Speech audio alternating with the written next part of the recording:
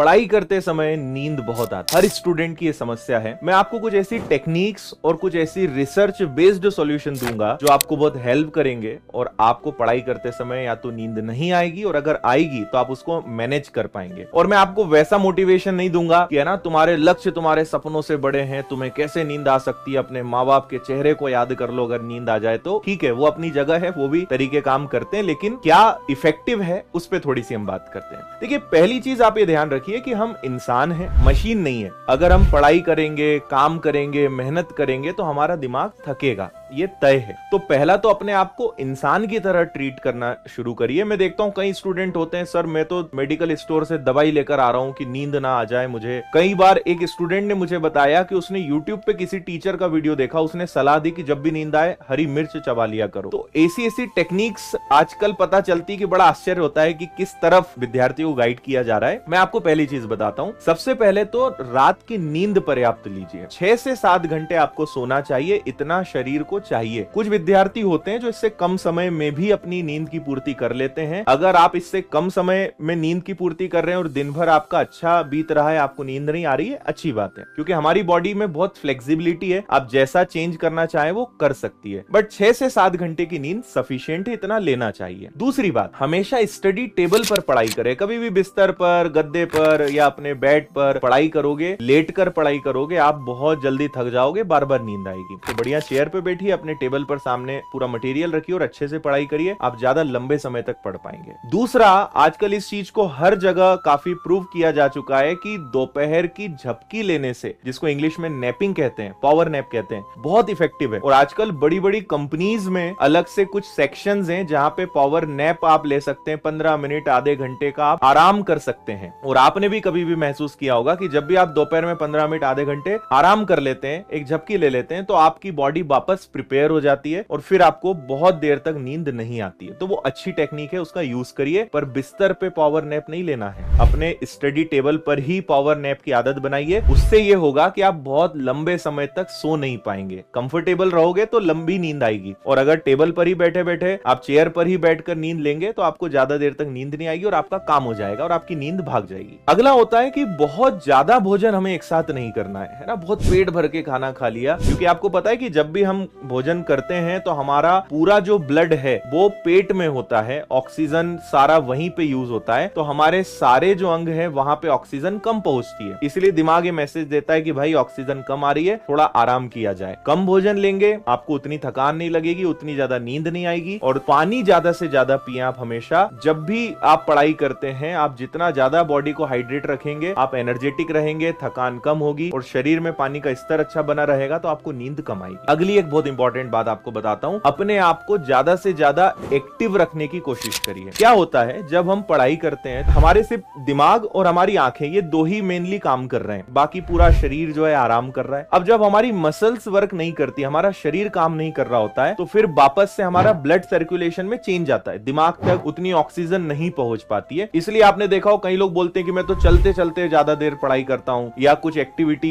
करते करते मैं पढ़ना पसंद करता हूं। तो सबका अपना तरीका है, आपके लिए क्या अच्छा रहेगा वो देखिए। मेरा जो सजेशन रहेगा वो ये कि लगातार एक ही जगह बैठ के 4-4, 6-6 घंटे कभी नहीं पढ़ना चाहिए। आप 1 या 2 घंटे एक जगह बैठ के पढ़िए और उसके बाद थोड़ा सा चलते फिरते पढ़ लीजिए, चाहे तो 10 से 15 मिनट का ब्रेक ले लीजिए, कोई बुरी बात नहीं है। कई लोग ये भी करते हैं कि पढ़ते पढ़ते अपने कुछ नोट्स बनाते रहें, कुछ ना कुछ आप हैंड मूवमेंट रखें। अपना शरीर थोड़ा सा भी अगर एक्टिव रहेगा, आपको नींद नहीं आएगी, क्योंकि वो कहीं ना कहीं ब्लड सर्कुलेशन को स्ट्रॉन्ग करेगा। तो इसलिए एक्टिविटी रखना बहुत जरूरी है। और आखिरी बात मैं आपको बता देता हूं कि अपनी उस वजह को हमेशा याद रखिए। जिनको ये क्लियर है कि मैं ये मेहनत क्यों कर रहा हूं, मैं इतनी पढ़ाई क्यों कर रहा हूं, और उस पढ़ाई के पीछे, इस मेहनत के पीछे वजह क्या है, मुझे किसके लिए अपने सपने को पूरा करना है, अगर वो आपका स्पष्ट होगा तो वो भी काफी हद तक आपको नींद नहीं आने देगा। क्योंकि आपको वो दिखेगा कि मुझे अपने इस लक्ष्य को, अपनी वर्दी को, अपने माता पिता को, इनको सफलता